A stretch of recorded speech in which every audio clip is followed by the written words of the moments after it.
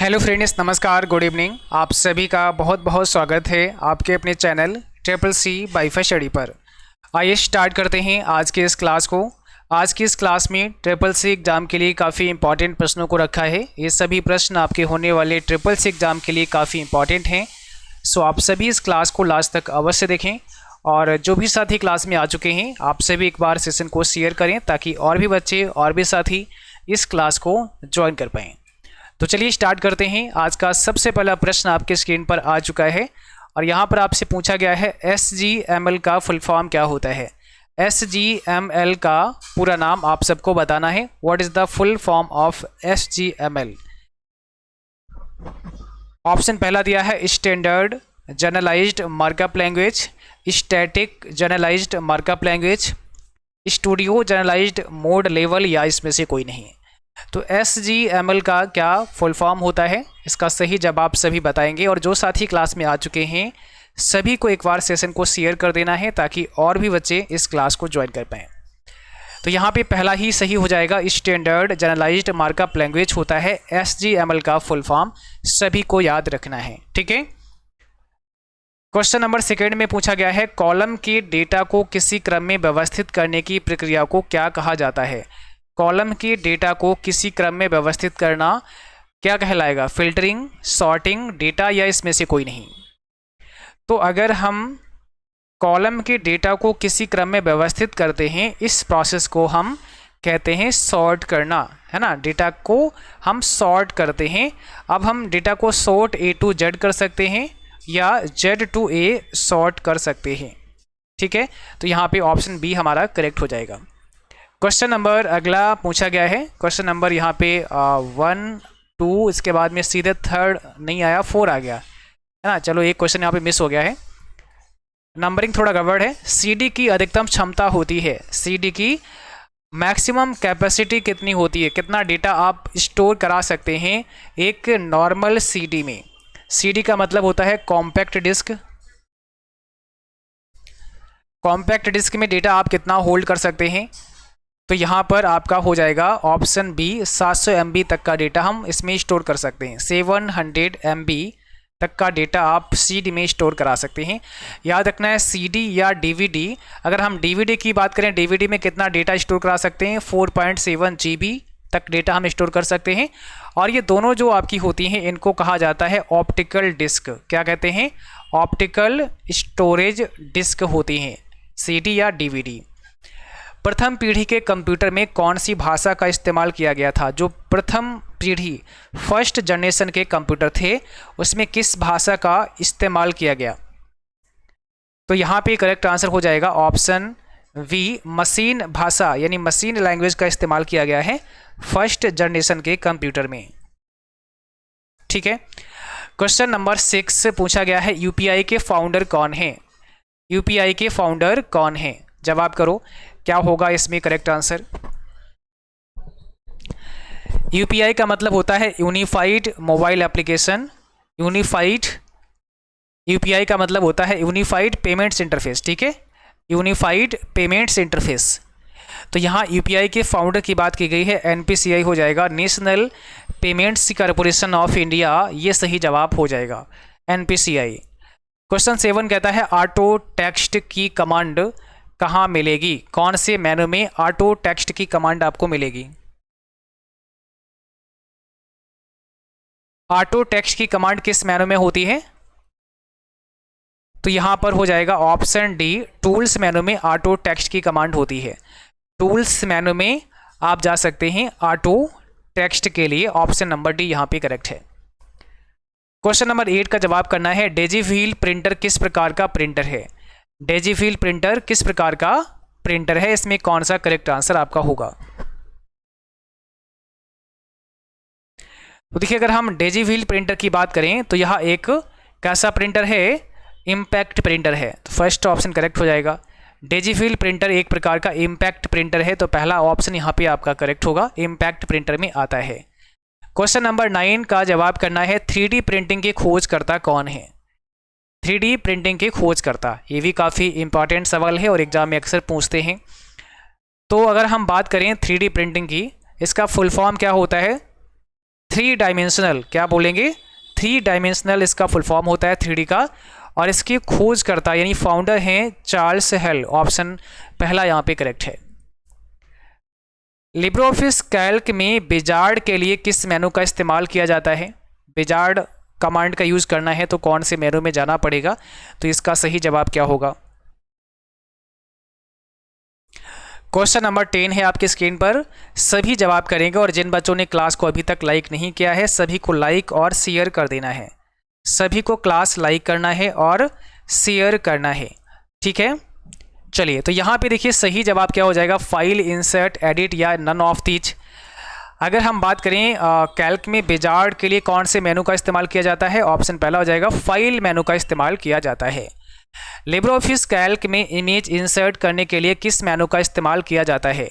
आपको Libre office Calc में image को इंसर्ट करना है, तो आप इमेज कैसे इंसर्ट कर सकते हैं, किस मेनू का इस्तेमाल करते हैं इमेज को इंसर्ट करने के लिए? ज़रा बताओ इसमें क्या होगा आपका right answer. Libre office Calc में अगर हम इमेज को डालना चाहें तो इंसर्ट मेनू में जाके इमेज को इंसर्ट किया जा सकता है। तो फर्स्ट ऑप्शन यहाँ पे करेक्ट होगा, इमेज डालने के लिए इंसर्ट मेनू में जाना पड़ेगा। क्वेश्चन नंबर 12 का जवाब करना है, IMEI कितने डिजिट का होता है? IMEI में कितने डिजिट होते हैं? क्या होगा इसका करेक्ट आंसर? IMEI का डिजिट आपको बताना है कितने डिजिट का होता है। इंटरनेशनल मोबाइल इक्विपमेंट आइडेंटिटी इसका फुल फॉर्म होता है और ये 15 डिजिट का होता है। तो ऑप्शन यहाँ पर V करेक्ट होगा। क्वेश्चन नंबर 13 में पूछा गया है, इंटरनेट ऑफ थिंग्स का प्रयोग कौन से क्षेत्र में हो रहा है? IoT का इस्तेमाल कहाँ कहाँ पे हो रहा है?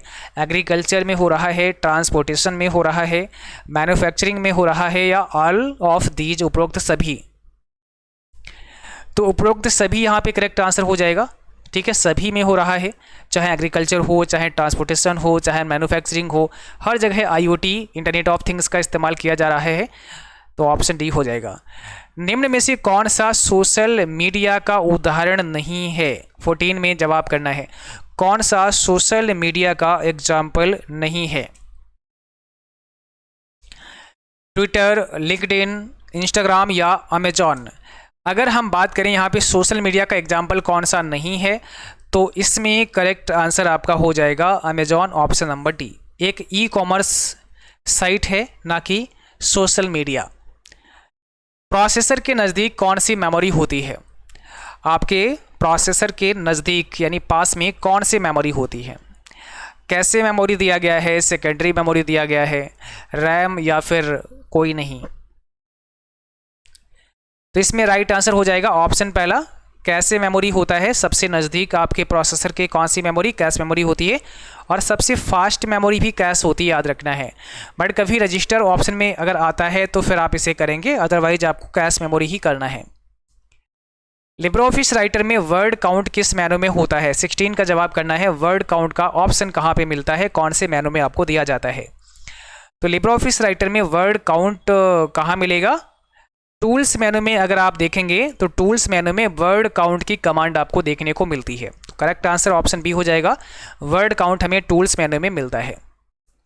गूगल ड्राइव की स्टोरेज क्षमता कितनी होती है? क्वेश्चन नंबर 17 का जवाब करना है, गूगल ड्राइव की स्टोरेज क्षमता कितनी होती है?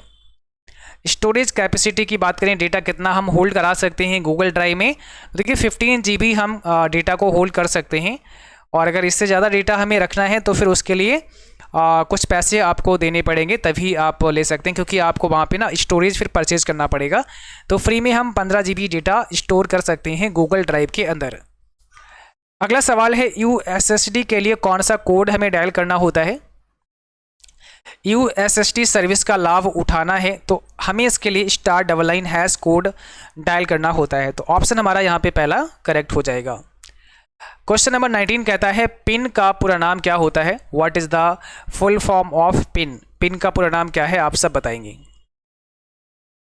सही जवाब हो जाएगा personal identification number, option C. यहाँ पे ये पर्सनल आइडेंटिफिकेशन नंबर का होता है, फुल फॉर्म होता है। तो पर्सनल आइडेंटिफिकेशन नंबर आप सबको याद रखना है, ये पिन का फुल फॉर्म होता है। माइक्रोसॉफ्ट के जनक कौन है? आपको बताना है माइक्रोसॉफ्ट के जनक कौन हैं, यानी माइक्रोसॉफ्ट के फाउंडर आपसे पूछे गए हैं। तो माइक्रोसॉफ्ट के फाउंडर कौन हो जाएंगे? रे टॉमलिंसन दिया गया है, विल गेट्स दिया गया है, स्टीव जॉब्स दिया गया है। तो इसमें कौन सा आपका सही जवाब हो जाएगा? सभी को कमेंट बॉक्स में आंसर करने हैं, ठीक है। और जिन बच्चों ने क्लास को अभी तक शेयर नहीं किया है, सभी क्लास को प्लीज़ शेयर भी करें।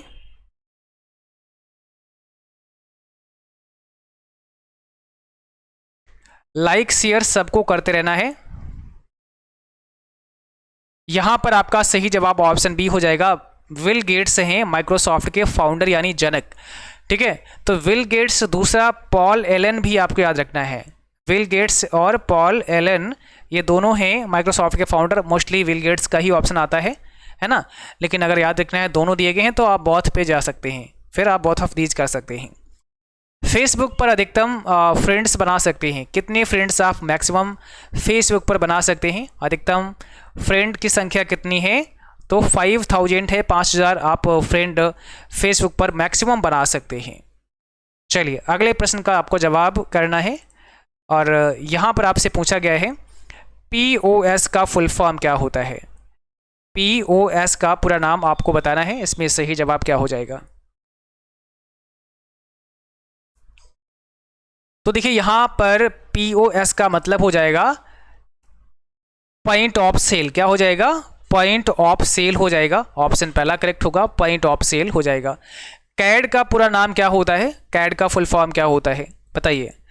कैड का फुल फॉर्म यानी पूरा नाम आपको बताना है, फुल फॉर्म क्या होता है?